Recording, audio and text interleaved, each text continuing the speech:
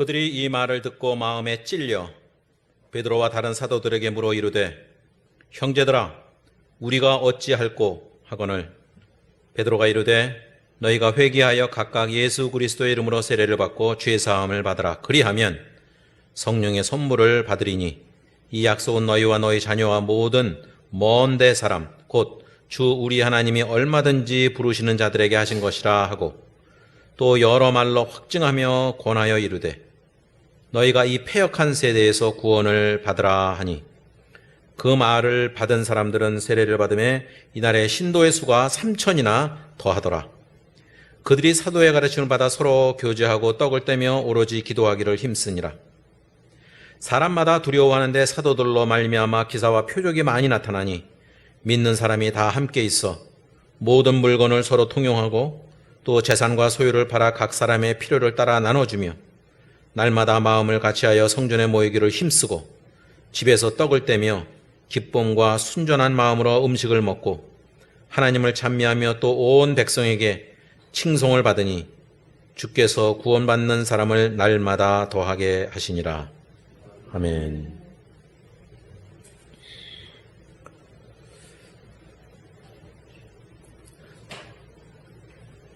대부분의 사람들은 아마도 그 자동 판매기, 렉머신, 자동 판매기를 아마 사용한 적이 있을 겁니다. 그 중에서도 동전을 넣었는데 원하는 것이 물건이 탁탁 튀어나오지 않을 때 여러분들 기분이 어떻습니까? 어떤 젊은 사람들은 막 발로 차기도 하고 뭐 나오라고 두들겼을 거예요. 지금은 렉머신이지만 옛날에는 우리 공중전화 사용할 때 동전을 넣었는데 전화가 안 됐을 때 그냥 그걸 막 두들기고 내려보기도 하고 안 되기도 하죠. 한국에서는 어떻게 견딜 수 있지만 특별히 외국에서 미국에서 옛날에 공중전화 있을 때 그거 안 통할 때 동전을 엄청 많이 넣었는데 안 될 때 정말 짜증이 납니다. 뭔가 액션을 취했을 때, 행동을 취했을 때 반응이 나타나야 됩니다. 부모와 자녀와의 관계에서 자녀들이 부모에 대해서 가장 불만을 갖는 요소 중에 하나가 뭔지 생각나십니까? 이제 자녀들을 다 키워놔서 기억에서 사라졌을지 모르지만 제가 기억하기로는 엄마는 내가 불렀을 때 대답을 안 한다는 거예요. 보통 늘 듣는 소리니까 자녀가 엄마 부르는 소리 들으니까 그거에 대해서 심각하게 생각을 안 하죠. 그리고 무시해버립니다. 그리고 기억 속에 아예 없어요. 그런데 아이들은 그게 늘 상처로 남아서 엄마는 내가 부를 때 바로바로 대답을 안 한다고 그러죠. 아빠는 더더욱 심하죠. 뭐 약속을 해놓고서 아빠는 대부분 다 또 잊어버립니다. 뭐 해주기로 해놓고서 많이 잊어버립니다. 그거를 우리는 이제 반응이라고도 얘기하고 다른 말로 하면 더 쉬운 말로 하면 대꾸라고 그래요. 또 대꾸도 잘못하면 또 말대꾸 한다고 또 야단 맞죠. 그러니까 우리가 반응에 대해서는 우리는 특별히 우리 문화 속에서는 좀 그 어려운 문제가 많이 있습니다. 제가 좋아하는 단어 중에 하나가 토인비가 얘기했던 도전과 응전이라는 그 단어예요. 챌린지 했을 때 레스판스, 뭔가 도전했을 때 응전이 있는 것이 역사가 흘러가는 그 원리입니다. 근데 어찌 보면 하나님과 우리의 관계도 마찬가지입니다. 하나님께서 우리에게 어떤 액션을 취해 주셨는데 그거에 대한 반응은 우리 쪽에서 해야 됩니다. 저절로 되는 것은 없습니다. 오늘 본문이 베드로의 설교에 대한, 베드로가 이제 설교를 했죠. 지금 우리가 읽고 있는 말씀입니다. 지난주 금요일인가? 나왔던 말씀입니다. 거기서 좀 더 첨부할 것이 있어서 오늘 제가 본문으로 택했는데, 베드로의 설교에 대해서 지금 모인 회중들이 원래 120명이었지만은 오늘 본문 말씀 보면 3,000명이 더해졌다니까 한 3,120명이겠죠. 수작으로 정확하지는 않겠지만. 여하튼 그 많은 숫자들이 지금 베드로의 설교를 듣고 나서 서로에 대해서 지금 그렇게 얘기하고 있습니다. 그들이 이 말을 듣고 마음에 찔려 베드로와 다른 사도들에게 물어 이르되 형제들아 우리가 어찌할꼬 하거늘. 아주 간단한 말. What shall we do? 우리 어떻게 할까? 단순 미래형이라고 그래요. 문법적으로는. 이거 문제 어떻게 해야지? 말씀을 들었는데 어떻게 해야지? 근데 그렇게 되는 이유 중에 하나가 그 앞에 나와 있습니다. 그 사람들의 변화가 생겼는데 그들이 이 말을 듣고 베드로의 설교를 듣고 나서 마음에 찔렸다고 그랬어요. 마음에 찔렸다. 우리는 쉽게 얘기했는데 이거 영어식 표현은 참 재밌는 표현이 되어 있어요. They were cut, 잘렸다고 그랬어요. They cut to the heart. 마음속에 마음이 뭔가 쪼개진 거예요. 우리가 성경 말씀을 쪼갠다고도 표현하지만 마음에 쪼개짐이 있었던 거예요. 우리가 다른 말로 하면 마음에 찔림받아 된다라는 표현을 우리는 뜨끔하다고 그러죠. 도둑이 재발인 것처럼 뜨끔하면은 뭔가 양심의 가책을 느끼게 되는 거죠. 그 마음에 찔린 거예요. 이 사람들이 별로 기대는 안 했습니다. 베드로의 설교에 대해서 자신들이 마음에 찔릴 거라고 예상을 하고 온 거 아니에요. 그런데 그 순간에 그냥 뭐 페스티벌 아니면 뭐 그냥 이렇게 온 건데 그 3,000명의 다 마음에 찔린 바가 있었다는 것입니다. 이것이 우리가 얘기하는 성령의 역사가 이 자리에서 일어났던 것입니다. 그러고 나서는 이렇게 마음에 찔렸는데 이거 이제 어찌할 바를 모르는 거예요. 지금 어떻게 할까? 묻습니다. 우리가 잘못 생각할 수 있는 것은 베드로가 설교를 했을 때 아무런 조건이나 어떤 도전이나 이런 것이 전혀 없었던 것이 아니라는 것입니다. 분명하게 얘기를 하고 있어요. 그 뒷부분에 보면 40절에 보면 패역한 세대라고 표현을 하고 있습니다. 패역한 세대에서 구원을 받으라. 이 패역하다는 얘기는 그 킹제임스에서는 이렇게 번역하고 있어요. 삐뚤어 나간 거, untoward라고 삐뚤어 나간 거. 아니면 다른 데서는 망한 거, corrupt, 아주 그 썩어 문드러진 어떤 그런 세대 속에서 살고 있다는 거죠. 아니면은 그 perverse, 완전히 삐뚤어진 거, 마음이 완전히 삐뚤어져 갖고 어떻게 걷잡을 수 없는 상태에 이른 사람들. 그런 상태까지 이런 세대 속에서 있다는 거죠. 지금 그런 패역한 세대라고 얘기를 하면은 그 2000년 전의 세대가 아니라 마치 우리 세대를 얘기하는 것처럼 들립니다. 지금 우리 세대가 특별히 젊은 세대들의 이런 문제들, 지금 대구에서 일어난 문제, 지금 좀 있으면 또 서울에서 일어나는 문제들, 그런 것들이 과거에는 상상도 못했던 일들이 지금 우리 눈앞에서 벌어지고 있습니다.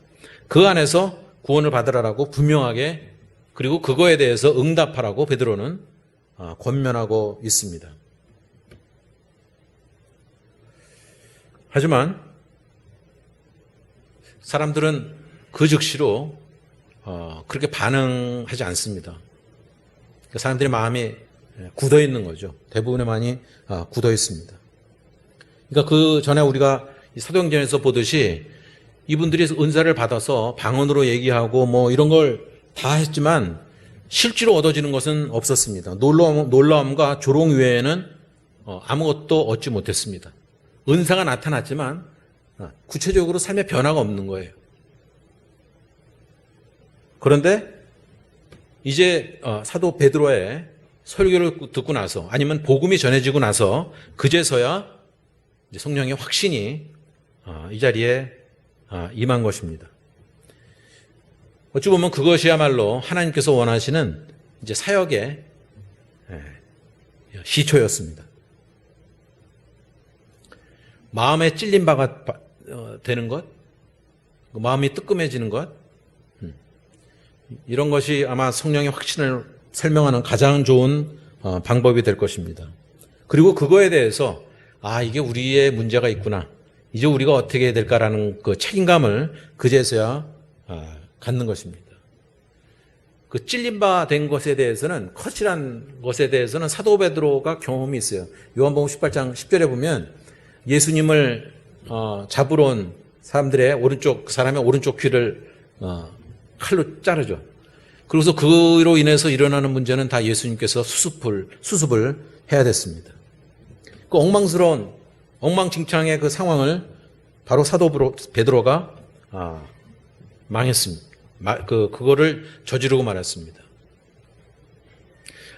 하지만 인간적인 방법, 육신의 방법으로 사도 베드로는 그 방법을 택했던 것이고 예수 그리스도의 방법은 그게 아니었던 거죠. 그러니까 오늘 본문에 나타나는 말씀은 육신적인, 우리의 인간적인 방법이 아니라 예수 그리스도의 방법, 하나님의 방법을 오늘 말씀하고 있는 것입니다. 그 역사가, 그 기적의 역사가 오늘 본문에서 일어나고 있습니다. 부활하신 예수와, 그러니까 사도 베드로가 사실은 예수님 살아계실 때는 배반했어요. 참 믿기 어렵지만 그렇게 수제자 알고 했던 사람이 예수 그리스도가 살았을 당시에는 예수 그리스도를 배반했던 사람입니다. 그 변화가 일어난 것은 예수 그리스도가 죽고 나서, 예수님 죽고 나서 부활했을 때에야 비로소 베드로에게서 삶의 변화가 일어났습니다. 그리고 그 성령의 능력이 그에게 임했을 때 훨씬 더 효과적인 그런 그런 찔림이 있었습니다. 남의 귀를 자르는 것이 아니라 자기 마음을 자르는 역사가 있었습니다. 그제서야 예수 그리스도의 마음을 가질 수 있었던 것입니다. 이것이 바로 어떤 물질적인 어떤 그 검이 아니라 성령의 검이 하나님의 말씀으로 인해서 임했던 것입니다. Brethren, brothers, 형제들이여, 우리가 어찌할까? 형제들아, 우리가 어찌할꼬? 이렇게 됐을 때 하나님께서 그 사람의 마음에 역사할 때 사람들은 이제 하나님께 나아가고 싶어 합니다. 일반적으로는 보통 교인들이 아니면 그리스도인들이 나가서 전도를 합니다. 교회 나오라고, 예수 믿으라고. 그게 일반적이죠. 그러니까 복음을 전하는 사람이 따로 이렇게 선교도 나가고 그렇게 합니다. 하지만 때로는 그것이 뒤집어질 때가 있습니다. 사람들의 마음에 찔림을 받았을 때, 아니면 어떤 그 각성이 이루어졌을 때 오히려 전도자를, 교회를 사람들이 찾아 나오는 경우도 있습니다. 그렇게 믿으라고 해도 그냥 바깥으로 돌던 사람이 어느 순간에 확 찔림을 받아갖고 자기 스스로 교회를 찾아 나오는 경우가 많이 있습니다. 하나님의 때가 된 거죠. 그러니까 필요하면 사람들이 찾게 되어 있습니다. 근데 세상에 많은 사람들은 그 하나님을 찾을 하나님을 필요로 하지 않는 거죠. 그러니까 또 돌아다니는 겁니다.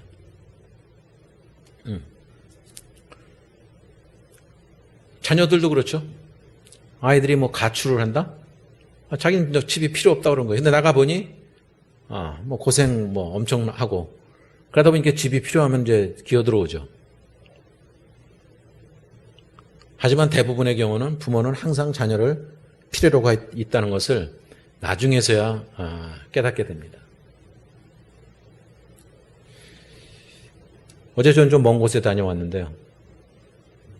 천안 아산? 그쪽에 제가 발달장애 아이를 하나 가르치고 있는데 정말 쉽지 않습니다. 한 100번을 되풀이해도 똑같은 얘기를 또 해야 됩니다. 근데 제가 그런 얘기를 했죠. 나와서 인사를 하라고 해갖고 기타로다 계속 얘기해서 나와서 얘기를 하면서 저도 좀 울컥했고 사람들이 다 좀 울컥했는데, 아시다시피 저는 자녀 5을 키우고 그러고 나서 언젠가 애들이 손주를 보면서 큰애가 한 번은 물어요. 하나 키우기도 힘든데 아빠 어떻게 5을 키웠냐고. 그런데 그 발달장애를 가진 그 엄마를 보면은 제가 늘 가슴이 뭉클해요. 얼마나 열심인지 몰라요. 굉장히 열심히 해요, 그냥. 그러니까 이 서울에서부터 그 일주일에 한 번씩 그 천안에서 연습을 하는데, 제가 물론 소개를 했습니다만 거길 내려가는 거예요. 저는 이제 일주일에 한 번 만나는데도 정말 그 1시간도 채 안 되는데 그 가르치는데 저는 진이 쪽 빠지거든요. 여자아이인데 저는 그거 처음 경험했어요. 남자가 여자보다 톤이 옥타브가 한 옥타브가 낮습니다. 그럼 우리가 찬송가 부르면 여러분들은 나하고 저하고 그냥 맞춰서 부르잖아요. 그냥 저는 그냥 여러분 여성분들보다 한 오픈 낮춰도 그냥 여러분들이 자유롭게 부르잖아요. 그럼 제가 이렇게 노래 하나 부르면 전능왕 오셔서 그러잖아요. 그럼 얘는 자기 목소리보다 또 옥탑을 저하고 맞춰요. 또 아주 정확하게 낮춰요. 전능왕 오 이렇게 불러요. 아주. 그러니까 제가 1시간 내내 가성으로 해야 돼요. 야, 너 이거 무슨 연지 알아듣겠어? 뭐 이렇게 얘기해야 이게 피치가 이제 맞는 거예요. 제가 목이 얼마나 피곤하겠어요? 그럼에도 불구하고 그 엄마의 노고랄까? 그런 걸 보면서 저는 그 어제 얘기하면서 제가 하는 수고는 정말 아무것도 아니라는 것.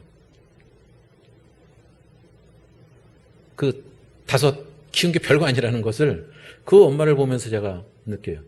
하지만 동시에 그분들은 자녀가 정말 힘들고 그렇지만 우리가 보면 아우 저거 얼마나 뭐 속으로 별 생각이 다 들 텐데 그 부모들한테는 그 아이가 정말 또 소중한 아이들입니다. 정말 그 사랑을 가르쳐 주는 거예요. 제가 언젠가도 얘기했지만 우리 성경에 나오는 그 사랑의 수고라는 표현에 대해서 기억하십니까? 그 수고가 영어로 레이버예요. 레이버. 근데 레이버가 또 다른 단어는 뭐냐면 노동이란 뜻도 있지만 레이버가 그 어머니들 진통을 겪은 거를 레이버한다고 그래요. 산부인과 병원에 가려면은 레이버가 시작했다고 그래요. 진통이 시작되면 병원에 가야 돼요. 근데 대부분의 사람들은 그 진통을 애 낳으면서 한 번만 경험하지만 제가 보니까 그분들은 그 레이버를 아이들 장성할 때까지 아니면 평생 동안 그 진통을 레이버를 계속해야 된다는 거예요. 근데 그러면서 동시에 힘들지만 그 사랑을 거기서 배워간다고 저는 생각이 들더라고요. 그래서 그 아이에 대해서 감사하는 마음이 생길 거예요. 귀찮은 게 아니라. 정말 그렇게 보여요. 그 엄마를 보면은. 그래서 저한테 문자가 왔어요. 자기 너무 울어갖고. 그거를 이제 마치 알아주는 것 같은 느낌이 들었나 봐요. 근데 그 사랑을 느끼는 거죠. 근데 하나님과 우리의 관계가 저는 그렇다고 생각이 드는 거예요. 우리가 때로는 하나님을 속썩이는 것 같지만 귀찮은 존재일 것 같지만 하나님께서 끝까지 우리를 책임져 주신다는 거죠. 그러니까 하나님은 우리를 필요로 하고 있다는 것입니다. 그 부모가 비록 힘든 아이지만은 필요로 하듯이 그로 인해서 사랑을 배우듯이 우리는 그것을 느끼게 됩니다. 근데 그런 심정을 사도 베드로가 알고 있었습니다. 그래서 이러한 설교를 할 수 있었던 것입니다. 그래서 37절, 38절 그 이후에 보면은 그 군중들에게 예수께 나오라고 권면하고 있습니다.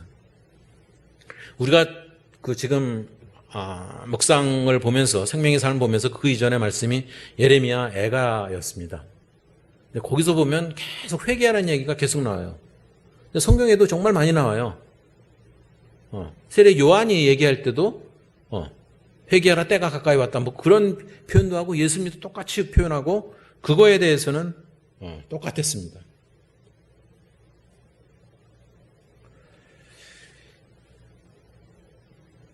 그 38절을 보면 베드로가 이르되 너희가 회개하여 각각 예수 그리스도의 이름으로 세례를 받고 죄 사함을 받으라. 그리하면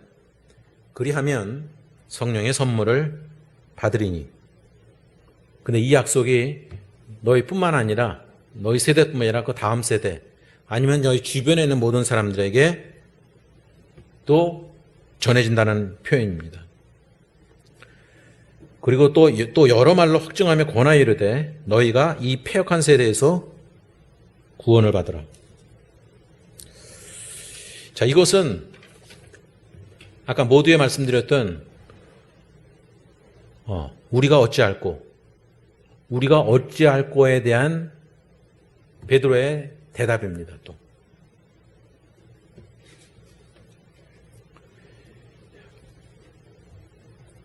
베드로는 아마 본인이 설교하면서도 또 그런 역사가 일어나는 걸 보면서 스스로도 깜짝 놀랐을 것입니다. 예수 그리스도로 인해서 예수 그리스도를 십자가에 못 박고 싶어 했던 사람들입니다. 어찌 보면 그 모든 사람들이 그럴지도 모릅니다. 그런 사람들이 이제 와서 수천 명의 사람들이 예수 그리스도를 주님과 메시아로 그리스도로 인정하기를 신뢰하기를 원했습니다. 그러니까 확 바뀐 거죠. 과거에 그렇게 예수님을 못 박으라고 했던 사람들이 이제 예수님을 주라고 시인하려고 한다는 것입니다. 회개하고 너희 모두가 그 세례를 받도록 하라. 그것이 베드로가 그들에게 할 수 있는 일이었습니다. 따라서 우리는 그냥 예수를 믿기만 하면 그냥 뭐 우리가 할 거 아무것도 없다라고 하는 그런 생각을 갖기 쉽지만 그런 게 아닌 거지. 단순히 그냥 it just happened. 그냥 뭐 단순히 일어난 사건이 아니라 이것은 우리가 구원을 얻기 위해서 뭔가를 해야 된다는 거죠. 그것이 사도 베드로가 얘기하는 회개하라. 그리고 세례를 받으라는 것입니다. 예수님을 따르기 위해서 뭔가를 해야 된다는 거죠. 우리는 간혹 오해합니다. 그냥 천국만 가면 되지.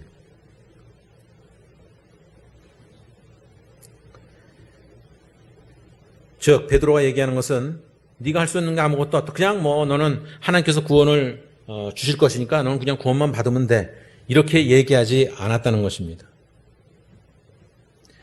하나님만이 구원을 하실 수 있는 것은 사실이지만 사람들은 회개와 믿음을 통해서 또한 그런 액션, 세례와 같은 그런 행동으로 그런 이끄는 믿음을 받아들여야 한다는 것입니다. 그것은 결단이죠.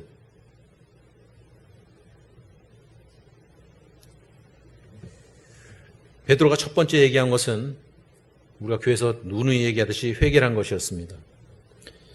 우리가 잘못 생각한 건 회개한다는 것이 그냥 I'm sorry, 그냥 미안합니다 라는 정도의 것이 아니라 마음이나 방향을 180도로 바꾸는 것입니다. 간혹 보면은 운전하다 보면 유턴이라는 게 있죠. 바로 회개란 것은 유턴이라는 거죠. 근데 유턴도 보니까 어떻게 가까운 데 있는 게 있고 유턴이 좀 멀게 가 있는 데가 있어요. 우리의 삶도 그런 것 같아요. 어떤 사람은 유턴을 너무 오래 갔다가 유턴해. 그럼 그만큼 그 가스비도 휘발유도 많이 들고 그만큼 진이 빠집니다. 빨리 유턴해야 돼요. 근데 우리나라는 유턴하는 데가 너무 길어서 좀 문제예요. 좀 불편한 데가 많아요.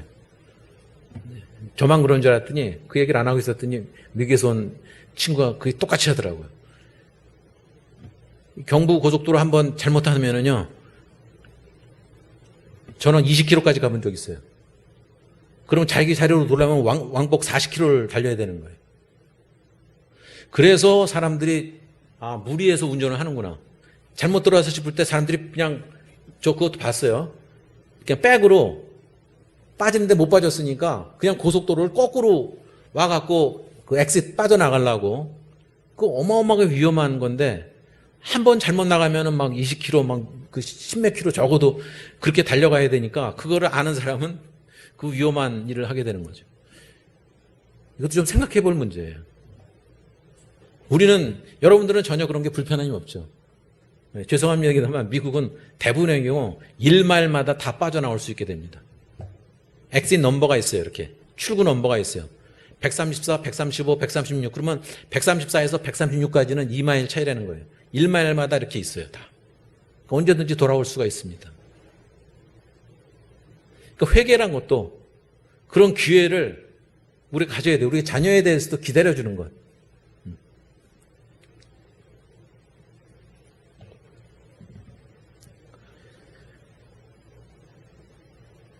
당시의 사람들은 예수님이 십자가에 못 박았을 때는 예수님이 십자가에 못 박는 것이 당연하다고 생각했습니다. 근데 그들은 이제 마음을 돌이켜서 180도로 회개해서 이제 예수님을 그냥 한 사람으로 인정하는 것뿐만 아니라 메시아로 받아들이고 있는 것입니다. 사실상 교회에서 얘기하기 가장 어려운 주제 중에 하나가 회개라고 볼 수 있지만 하지만 이것은 복음에 있어서 가장 본질적인 측면이라고 할 수 있습니다.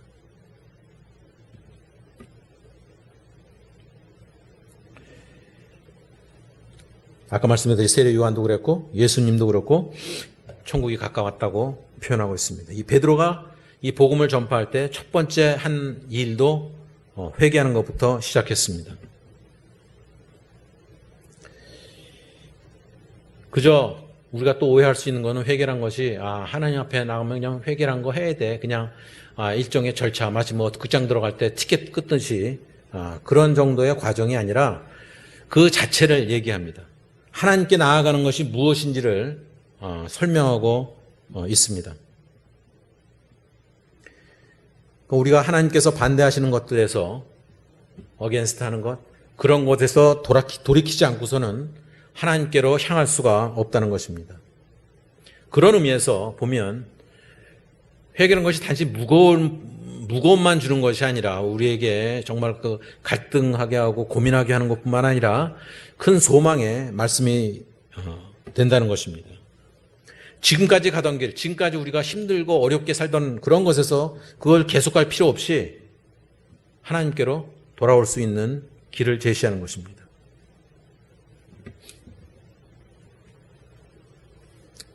예수 그리스도의 이름으로 세례를 받으라. 이것이 베드로가 그 군중들이 해야 할 두 번째 얘기였습니다. 회개하고 세례를 받으라. 이것은 하나님에 대한, 예수 그리스도에 대한 믿음과 완전한 신뢰를 표현하는 것이었습니다. 우리가 역사적 사실을 알아야 될 것 중에 하나는 그 당시의 유대인들은 일반적으로 세례를 받지 않았습니다. 오히려 유대인이 되고자 하는 젠타일스, 이방인들이 그 과정을 겪었습니다.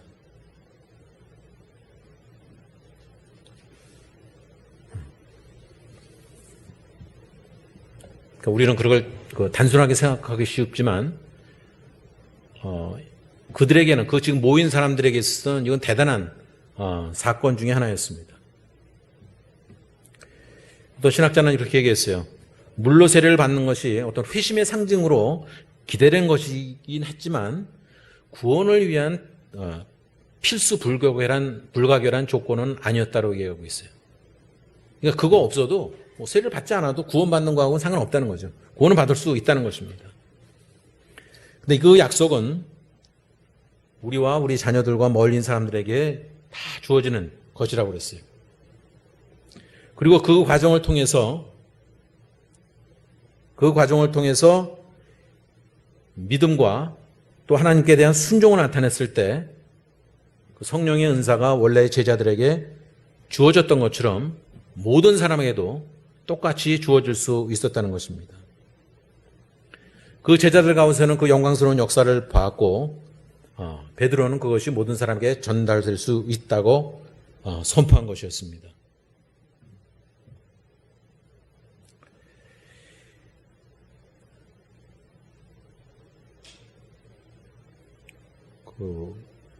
옛날에 서대문에 그 순복음 교회에 있을 때 서대문 내거리에 있었거든요. 적시자금 옆에. 거기에 참 있지 않아요. 그 큰 플래그로 현수막에 걸려져 있어요. 누구든지 주의 이름을 부르는 자는 구원을 얻으리라. 이 위대한 약속은 모든 사람에게 전해지는 것이었습니다. 그건 우리 자녀들을 위해서도 그렇고 또 모든 사람들을 위해서, 세계 방방곡곡에 있는 사람들을 위해서 주어지는 말씀입니다. 그리고 그것이 오늘 본문에서도 나지만 여러 말로 표현하고 있는데 여러 다른 나라 말로 그들을 증거하고 권면하라고 하고 있습니다. 그리고 베드로의 설교는 거기서 끝나지 않고 사람들에게 계속해서 예수님께 나오라고 촉구하고 있습니다. 이 패역한 세대에서, 삐뚤어진 세대에서, 부패한 세대로부터 예수 그리스도를 죽음에 이르게 한 책임이 있는 세대는 사실은 다 패역한 세대라고 할 수 있습니다. 여러분들이 신앙생활 때 그런 마음 갖잖아요. 십자가를 보면서 나로 인해서 예수님께서 십자가에 달리셨다고 하는 고백 해본 적 다 있을 거 아닙니까? 근데 지금은 아예 그런 양시조차도 사라져가는 세대 속에서 우리가 살고 있는지도 모릅니다. 따라서 모든 세대가 사실은 예수 그리스도의 죽음에 대한 책임이 있기 때문에 모든 세대는 사실은 구원이 필요하다는 것입니다.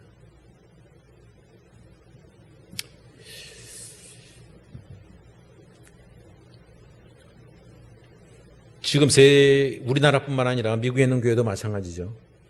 교회가 가장 위기를 겪고 있다고 생각합니다. 특별히 코로나 바이러스 때문에 팬데믹, 이 3년이 넘는 기간 때문에 많은 사람들이 교회에 직접 나오는 것을 꺼려하고 아주 좋은 핑계거리가 됐습니다. 그러다 보니까 자연스럽게 제가 전에 묵상 글에도 썼듯이 그냥 나홀로 교회를 찾는 경우가 많습니다. 모르는 분도 나홀로 교회가 또 뭐냐고 또 물으시면 곤란한데 집에서 혼자 예배 드리는 거를 나홀로 교회라고 그래요. 그런 거 많죠. 그게 이제 편하니까. 이거는 외국도 마찬가지예요. 게다가 지금 뭐 인터넷 같은 게 더 발전하니까 얼마나 싫습니까? 자기 취향에 맞는 거 설교 골라서 들을 수도 있고 이 교회 저 교회 다 가볼 수도 있고. 그러니까 몸으로 나오는 것, 피지컬리 몸으로 나오는 것에 대해서는 이제 슬슬 피하기 시작합니다. 그리고 직장 생활에도 모든 세대가 다 그렇게 변했어요. 그 재택근무가 정말 너무 흔합니다. 저희 아들이 LA에 있는 회사, 이걸 표현을 어떻게 해야 될지도 모르겠어요. LA에 다니는 회사를 다니는 게 아니고 인디애나에서 있어요. 무려 한 1600마일은 될 것 같은데, 한 3000km는 될 것 같은데요. 근데 거기서 그냥 근무하는 거예요. 자기 집에서. 이거 회사를 다닌다고 얘기하기도 뭐하고. 그러니까 물론 회사에서는 사무실도 안 내줘도 되고, 물론 이제 관리는 하지만, 특별히 외국에서는 그게 아주 심합니다. 뭐 스위스도 그렇고요. 같이 모이는 것, 이런 거에 대해서 점점 좀 피해야 됩니다. 어쩐가 뉴스 보니까는 중국에서도 요즘 젊은 세대들을 뽑질 않는데요. 그 이유도 정말 합리적이더라고요. 보니까 팬데믹 시대 아니면은 그런 세대이기 때문에 아이들이 학교에 가질 않았기 때문에 사회성이 부족할 거다 해서 뽑질 않는데요. 친구들을 못 만났으니까. 그러니까 사회성이 없다는 거죠.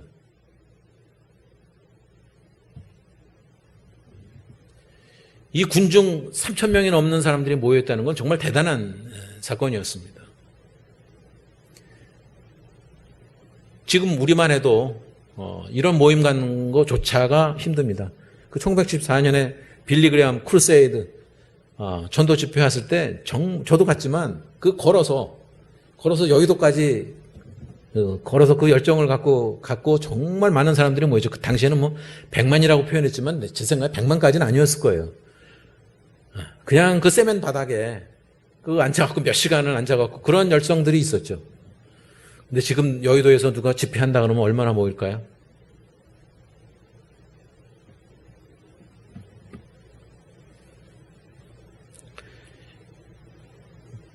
그 베드로의 말씀을 들은 사람들은 이제 회개하고 그 세례를 받았습니다. 어찌 보면 그 세례라는 표현은 사실 이렇게 스프링클을 뿌리는 거였어요. 근데 여기서 말하는 세례는 우리가 얘기하는 침례입니다. 베프티즘, 이렇게 물속에 덩크라고도 얘기해요. 영어로는 immersion이라고 그럽니다. 물속에 들어가는 거예요. 거기에 물속에 들어가는 거예요, 다. 그날 3,000명의 영혼이 거기에 더해진 것입니다. 그 오순절 날에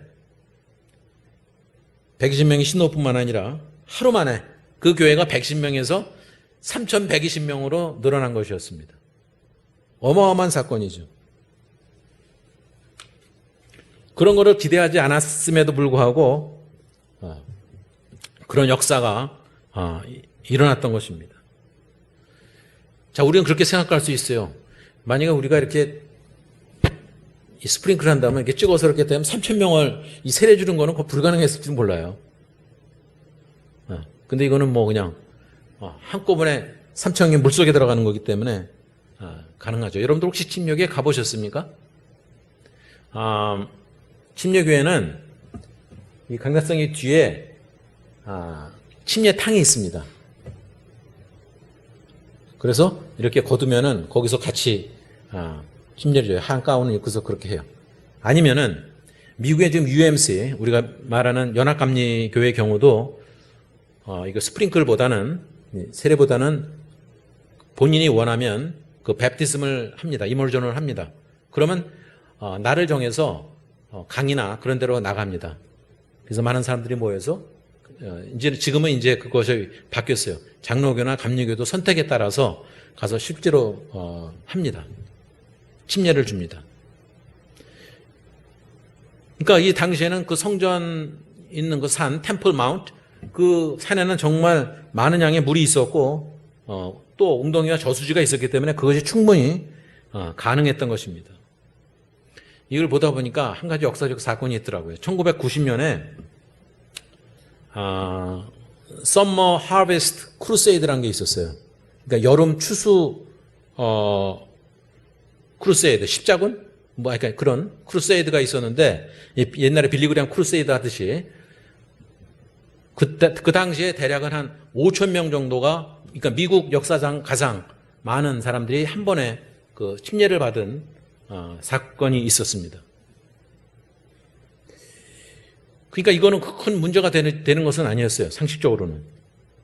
자, 그 다음에 이루어지는 것이, 자, 이런 변화가 있고 회개하고 또 그 세례를 받고 침례를 받고 나온 사건이, 그 다음에 나오는, 제가 오늘 제목으로 정했듯이 구원의 열매가, 그 다음에는 또 이어지는, 컨스컨틀리 이어져서 뭔가 나타나야 되는 것이 오늘 말씀에 나오는 것이 42절입니다. 42절 함께 읽어볼까요? 시작. 그들이 사도의 가르침을 받아 서로 교제하고 떡을 떼며 오로지 기도하기를 힘쓰니라. 자, 이런 거를 같이 했다는 겁니다. 같이 한 거예요. 서로 그러니까 가르침을 받았어요. 설교를 듣고 말씀을 듣고 서로 교제하고, 헬라어 성경에서는 코이노니아라고 그러죠. 서로 교제하고 떡을 떼며 오로지 기도하기를 힘쓰니라. 전에도 언젠가 얘기했지만 교제란 말이 코이노니아인데, 저는 그 대학부 시절에는 좀 약간 퓨리탄적이랄까, 좀 청교도적인 그런 게 좀 저한테는 좀 있었던 것 같아요. 그래서 제 친구가 술 마시고 자꾸 대학부 모임에, 그래서 제가 따로 불러갖고 술을 마셨으면 교회는 오지 말아라 그랬어요. 그러면서 제가 쓴 표현이 그게 나중에 유행이 됐는데 사실 제가 먼저 제일 썼어요. 그거는 코이노니아가 아니라 코이니나노라고 내가 그랬죠. 근데 그 말이 좀 유행이 돼서 그 말은 제가 잘 만든 것 같아요. 그 다음에 많이 통용됐는데, 교회에서 이루어지는 건 코이노니아가 돼야 되는데 그 성도 간의 교제를 코이노니아라고 하는 거죠. 근데 그 교제라고 싶고서 그 모임 끝난 다음에 나가서는 딴짓을 하면 안 되죠. 떡을 떼며 오로지 기도하기를, 식사를 같이 하는 거죠. 우리도 언젠가 식사를 그렇게 같이 해야 돼요. 그죠? 저는 그거 정말 효과를 많이 봤습니다. 제가 미국에 있을 때는 집이 교회 바로 앞에 한 100m, 200m 되는데 집이 있었어요. 근데 집은 50년 된 집이라 낡은 집이었지만 그 원래 주인이 일본 여자였대요. 그래서 재패니스 가든처럼 앞에 가든도 있고, 물론 그거 관리하기 힘들어서 덮어버렸습니다만 마당이 넓었어요. 그래서 한 달에 한 번은 한 100명 정도씩 왔어요. 집에서. 성가대가 이제 워낙 많으니까 애들까지 다 오라 그래서. 제가 사실은 이제 애들 엄마 고생을 많이 시키긴 했죠. 근데 한 달에 한 번 그렇게 하니까 사람들의 그 결속력이 정말 좋았습니다. 오로지 기도하기를 힘씁니다. 그러면서 그거를 같이 했다는 거예요. 서로 교제하고 떡을 나누고 그리고 기도하기를 같이 했다는 것입니다. 이것이 지속적으로, 어느 했다가 안 했다가 아니라 지속적으로 계속됐다는 것이 중요합니다. 이 교제, 이 코이노니아라는 말은 친교라는 뜻도 있지만 참여라는 뜻을 갖고 있습니다. 그 무언가를 나누는 것을 얘기합니다. 자, 거기서 나눌 수 있는 것이 뭐냐 하면 한 주님, 같은 주님, 똑같은 예수 그리스도를 공유한다는 것입니다. 그리고 인생에 대한, 자기 삶에 대한 동일한 지침을 공유한다는 것입니다. 그리고 하나님께 대한 동일한 사랑을 공유한다는 것입니다. 어떤 유명한 목사님이, 정말 유명한 분이에요. 제가 이름을 거론하기 싫지만, 그때 이제 미국에서 집회 왔어요. 근데 그 열정은 알겠지만, 이 표현을 이렇게 쓰는 거예요. 하나님을 독점해야 된다는, 독점이라는 표현. 그냥 굉장히 강조해서 얘기했는데, 그 열정은 이야기했지만, 독점한다? 왜 그 독점이라고 하는 표현을 쓸까? 하나님의 사랑은 우리가 공유할 수 있는 건데, 공유해야 됩니다. 그리고 하나님을 경배하고자 하는, 예배드리고자 하는 같은 소망을 갖고 있습니다. 그리고 우리는 똑같이 빅토리, 똑같은 승리를 가져와야 됩니다. 그리고 복음을 전하는 일에 똑같은 기쁨을 함께 누릴 수 있어야 됩니다. TV 프로그램 중에 하나도 동상이몽이라는 그 프로그램도 있는데, 우리 한 교회 안에서도, 아니면 같은 그리스도인이면서 동상이몽을 꿈꾸는 경우가 많죠. 근데 무엇보다도 예수 그리스도와 아니면 성령과 동상이몽이 아니라 동상동몽을 우리는 꾸어야 됩니다.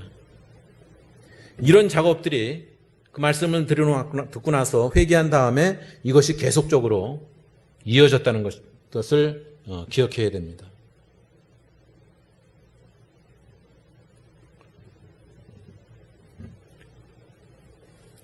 그 헬라어 원문이라든지 영어로 보면 참 좋은데, 이게 떡을 뗀다는 거, 그러니까 breaking the bread, 떡을 나누는 것과 또 기도를 함께 나누는 것이 똑같은 걸로 되어 있습니다. 접두사가 그렇게 되어 있어요. 떡을 떼는 것과 음식을 함께 나누는 것과 함께 기도하는 것은 똑같다는 것입니다. 그 일에 전념했다는 것입니다. 그것이 사람들이 함께 모여서 하나님을 찬양하는 예배에 대한 공식적인 언급입니다.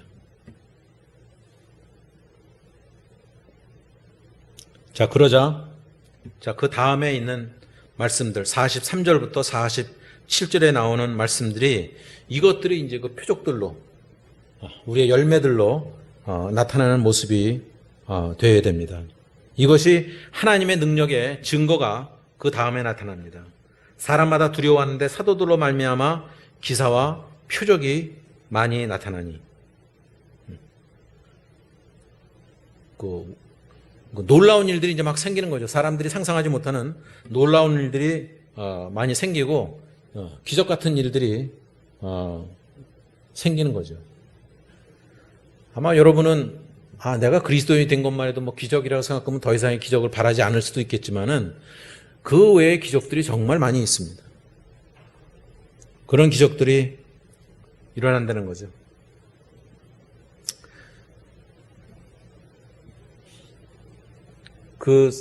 갑작스럽게 3,000명이 더 늘어났으니 굉장히 혼란스럽긴 했을 거예요. 뭔가 나누려면은 쉽지 않죠. 우리나라 사람들이 평상시에는 정말 무질서하고 그런 것 같은데, 저는 당시에 이제 미국에 있을 때 그거 보고 정말 자랑스러웠습니다. 여러분들은 국내에 있어서 모르실지 몰라도 외국에서는 1988년에 그 올림픽은 대단한 사건이었습니다. 한국 정말 모르는 사람들 정말 많았거든요. 노스코리아, 사우스코리아, 뭘 편지를 써도 꼭 그 사우스란 말을 써야 알아듣지, 이 노스하고 북한하고 남한하고 구분 못하는 미국 사람들이 굉장히 많았어요. 근데 1988년에 올림픽을 하면서 인식이 많이 변했습니다. 그 중에 제가 참 감사했던 것은, 여러분들 기억 속에 사라졌는지 모르지만, 우리가 좀 지저분하잖아요. 길거리가 막 지저분하고 담배꽁초 떨어져 있고, 아직도 그런 경우는 있지만, 껌 같은 거 막 바닥에 떨어져 있고, 그건 좀 수치스러운 일인데, 제가 기억하기는 그 당시 올림픽 열렸을 때 쓰레기가 없었다고 그랬어요. 맞죠? 쓰레기들을 다 치웠대. 몇만 명이 모인 사람들이 다 끝난 다음에 다 쓰레기 치우고. 함께 하는 거였죠. 함께 하는 거. 그런 결집력이 사실은 우리나라 사람들이 많죠. 그러니까 교회가 그 당시에 정말 70년대 이후에 엄청나게 커질 수 있었던 것은 우리에게는 그런 결집력, 그런 한국인의 어떤 문화, 아니면 본성, 본능 이런 것들이 남들과 다르게 더 많이 있다는 것을 우린 자랑스러워해야 됩니다. 그런 열정들이 우리에게 있었습니다. 지금은 그런 것들이 점점 사라지고 있습니다. 사람들이 개인주의와 이기주의의 그 구분을 하면서 우리는 개인주의를 굉장히 합리화시켰죠. 이기주의는 나쁜 거지만 개인주의는 좋은 거다고. 하지만 제가 보니까 개인주의는 이기주의로 가는 어떤 그 길목에 있는 것 같아요. 그러니까 그리스도인의 삶도 그 개인주의적인 성향이 많아지면은 나홀로 교회 얼마든지 가능한 거죠. 믿는 사람들이 함께 모였다는 것은 매우 중요한 것입니다. 그들이 이거 쉽지 않은 거죠. 소유와 재물을 팔아서 누구든지 필요로 하는 사람들에게 나눠줬다는 거죠. 우리가 그런 일을 겪잖아요. 이재명 같은 거 지진 났을 때 이재명 생겼을 때 사람들이 돕는 것. 어마어마했죠.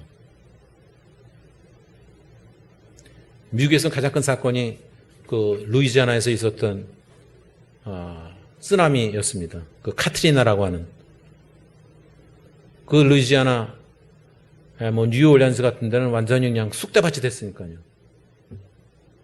근데 그때 그 미국 사람들의 힘이 거기 있는 거죠. 그 원조가 그 사람들의 기부금이 상상을 초월했습니다. 근데 그것 또한 또 놀라운 것은 저는 교회가 많이 했을 줄 알았거든요. 근데 실제로 거친 금액이 교회보다도 일반인들이 더 많이 했다는 거예요.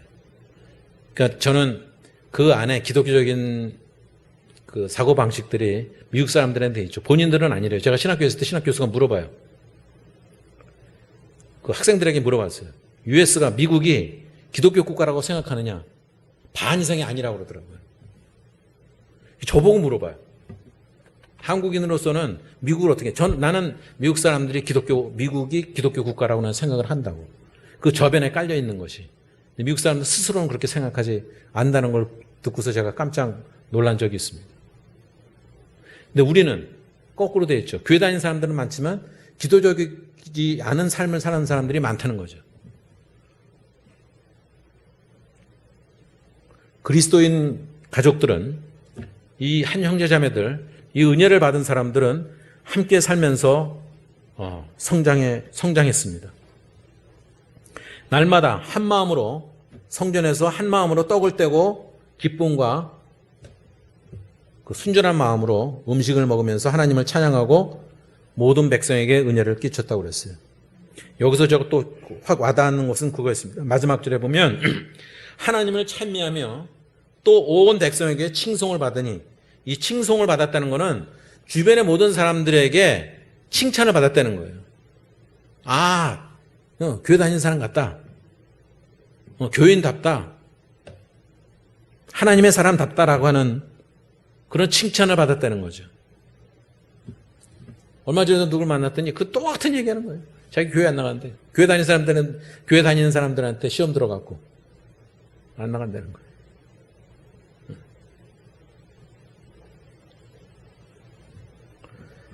따라서 날마다 한 마음으로 우리가 함께 떡을 떼고 또 하나님을 찬양하고 또 이런 것들을 배워가야 되고 그 삶을 누려야 됩니다.